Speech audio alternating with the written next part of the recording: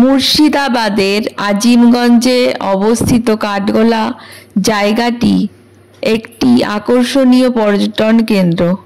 কাঠগোলার বাগানবাড়ি একটি উল্লেখযোগ্য ঐতিহাসিক স্থান যেখানে প্রচুর পর্যটক আসেন ভারতের ইতিহাস জানতে। এই বাগানবাড়িতে কাঠগোলার মন্দির অবস্থিত, যা পরেশনাথ মন্দির বা আদিনাথ মন্দির নামেও পরিচিত। এই মন্দিরটি ভগবান আদিশ্বরের উদ্দেশ্যে উৎসর্গীকৃত একটি জৈন মন্দির। মন্দিরটি পুরো সাদা রঙের। মন্দিরটি 1333 সালে লক্ষ্মীপদ সিং দুগার তার মায়ের অনুপ্রেরণায় তৈরি করেছিলেন। মন্দিরটির স্থাপত্যশৈলীর কিছু বিশেষ উল্লেখযোগ্য নিদর্শন ভারতের ইতিহাসের পাতায় পাওয়া যায়। মন্দিরটিতে একটি 90 সেন্টিমিটার উঁচু পাথরের মূর্তি আছে। এটি ভগবান আদিশ্বরের মূর্তি, যিনি পদ্মাসন ভঙ্গিতে স্থাপিত। এছাড়া এখানে জৈন তীর্থঙ্কর এবং অন্যান্য দেবদেবীর আরও 17টি মূর্তি রয়েছে। মন্দিরটির কাছেই আছে একটি দাদাবাড়ি, যেখানে জৈন সাধক জিন দন্ত সুরি মহারাজের চরণ চিহ্ন রয়েছে।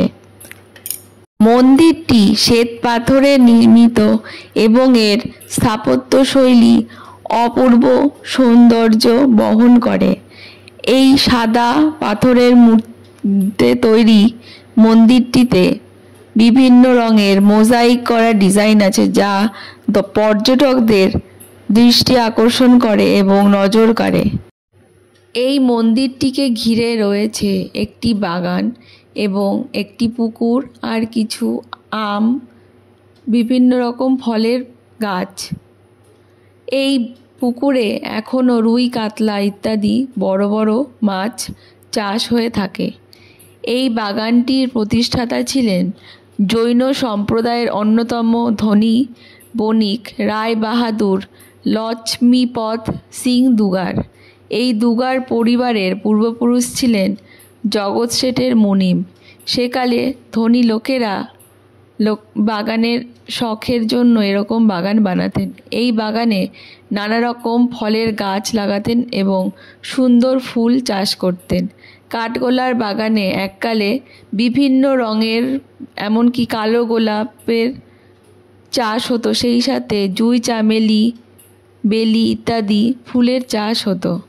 কাঠগোলার বাগান রক্ষণাবেক্ষণের জন্য লক্ষ্মীপদ, শ্রীপদ সিং এবং ছত্রপদ দুগর অনেক খরচাপাতি করেছিলেন। এই বাগানের বিশেষত্ব হলো এখানে নাকি শোনা যায় ইতিহাসে কালো গোলাপ উৎপাদনের জন্য রক্ত দিয়ে চাষ করা হতো। এই পরেশনাথ মন্দিরের অন্যতম বিশেষত্ব হলো এই মন্দির স্থাপত্যে হিন্দু মুসলিম স্থাপত্যের সংমিশ্রণ চোখে পড়ে। এছাড়া এখানে একটি নাট্যমঞ্চ আছে, যেখানে প্রচুর নর্তকীরা একসময় নাচ গান করতেন। মন্দিরের প্রবেশদ্বারটিও সাদা রঙের এবং দুদিকে দুটি হাতির স্তম্ভ অঙ্কিত করা আছে। মন্দিরটির প্রবেশের পথটি খুবই সুন্দরভাবে নর্তকীদের এবং বিভিন্ন মূর্তি দিয়ে সুন্দর করে সাজানো রয়েছে এবং উল্টো দিকে রয়েছে সেই মাছ ভর্তি পুকুর এবং আম গাছ। তাহলে এই যে মঞ্চটা, এই মঞ্চ কিভাবে ছিল? এটা যে পাথরের পিলারগুলো দেখছেন তো, এটা রাউন্ড করেছেন সিস্টেমে ঘিরে দেওয়া। ওই যে টপগুলো স্ট্যান্ডে প্রচুর স্ট্যাচু মূর্তি, গ্রিক দার্শনিক অ্যারিস্টটল, সক্রেটিস, ম্যারি, যিশু, পরি, নেকের টাইপের প্রচুর স্ট্যাচু মূর্তি দিয়ে সাজানো। ইলেকট্রিফিকেশন ছিল না, লোহার যে স্ট্যান্ড ওপরে সেট ছিল ফাইন, বেলজিয়াম হিটপ্রুফ গ্লাস দিয়ে ঘিরে দেওয়া, হিরে মুক্ত দিয়ে বসার বেদি সিংহাসনে লাগানো। যার জাফরির কাজগুলো আজও দেখছেন।